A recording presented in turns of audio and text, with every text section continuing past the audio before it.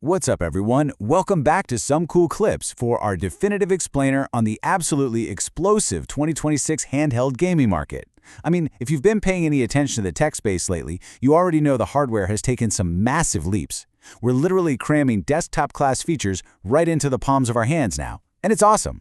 To help both complete beginners and hardcore tech experts navigate all this, here is our agenda. We're going to cover 1. Welcome to handhelds in 2026. 2. Finding your gaming playstyle. 3. The raw performance showdown. 4. Battery, ergonomics, and accessories. 5. Ultimate handheld cheat sheet. And 6. Top picks by budget. We've got performance charts, battery pro tips, and budget picks ready to go. All right, Section 1, welcome to handhelds in 2026, from consoles to PCs. Listen, 2026 is an absolutely wild year for portable tech. We've gone from basic, low-power devices to literally carrying true gaming PCs in our backpacks. Today, a handheld gaming device essentially means you're packing a highly efficient desktop-class silicon, stuff like AMD's APUs or Intel's new Arc G series, into a compact chassis with a built-in screen and controller. But, with all this incredible new hardware flooding the shelves, the very first question you've got to ask yourself before spending a single dime is, what kind of gamer are you? Seriously, what kind of experience do you actually want out of your device? Are you looking for seamless plug-and-play simplicity? Or are you the type who loves to tweak settings to squeeze out every last frame? Because the truth is, that whole one-size-fits-all era, it's completely dead. The market has officially fractured. Today, we have to choose between streamlined native consoles built for specific game libraries, massive PC hybrids that act exactly like portable desktop computers, and extreme enthusiast powerhouses that push the hardware to its absolute limit. So, moving to Section 2, finding your gaming playstyle, software and hardware differences. Let's figure out which of these playstyles actually fits your daily habits, your existing game libraries, and honestly, your tech comfort level. For example, if you just want pure simplicity and access to those sweet, exclusive Nintendo games, the $449 Switch 2 is the undisputed king. It's totally plug and play. But if you want to tap into your massive Steam backlog or fire up Xbox Game Pass to play heavy-hitting AAA games with stunning graphics on the go, well, you're going to need a handheld PC like the Steam Deck or the ROG Ally. And this right here brilliantly illustrates the software divide for PC gamers. You've got SteamOS, which you'll find on the Steam Deck and the Lenovo Legion Go S. It's Linux-based and gives you this beautifully streamlined console-like UI with absolutely perfect sleep and resume functionality. On the flip side, you have Windows 11. That gives you the raw desktop freedom to install any launcher and run Game Pass natively, but yeah, you are definitely going to be dealing with background bloatware and some pretty clunky navigation on a tiny screen. And we can't talk about hardware without mentioning the crazy gimmicks we're seeing this year. The Switch 2 features this wild sideways mouse mode for strategy games. Lenovo's Legion Go 2 boasts a massive 8.8-inch screen with completely detachable controllers. The One X Player 3 is a literal 3-in-1 modular laptop. Oh, and the Onyx Player Apex actually lets you unplug its external battery to make the device lighter while you're tethered to a wall. I mean, who doesn't want to basically build a Lego-style gaming rig on their morning commute? Okay. Section 3, the raw performance showdown, frame rates and specs. For the experts watching, let's dive into the thermals and silicon and look at the raw data together. How do these machines actually perform when you push them? Looking at an incredibly heavy game like Black Myth Wukong running at 1080p on medium settings, you can really see the hierarchy here. The brand new Z2 Extreme processor inside the Asus ROG Xbox Ally X pushes right around 26 frames per second. It clearly muscles past the older Z1 Extreme found in the Legion Go S, which, as you can see, really struggles at about 15 frames on Windows. But check this out, it's super interesting. With a slightly older but still demanding title like Horizon Zero Dawn, notice how Valve's lightweight SteamOS actually helps the Legion Go sit 51 frames per second, straight up beating the Ally's raw Windows power. It just proves that optimizing your software is absolutely just as critical as having the fastest chip.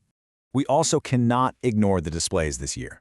If you play outside or just in bright rooms, the new ROG Xbox Ally X20 bundle boasts a crazy 1400 nits of peak brightness on its 120Hz OLED panel, right alongside support for FreeSync Premium Pro. It is a visually stunning experience, to say the least.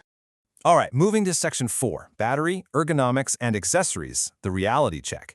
Because guys, with all this incredible power comes a pretty significant cost to endurance.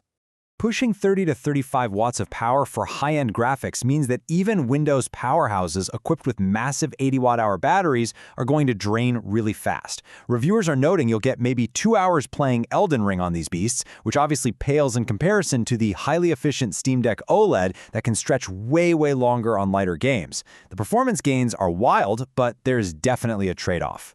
So, the crucial point here is budgeting for your essential accessories. Honestly, it's non-negotiable. With 2026 install sizes, a 512GB drive fills up in the absolute blink of an eye, making an SSD or high-capacity microSD upgrade vital right out of the box.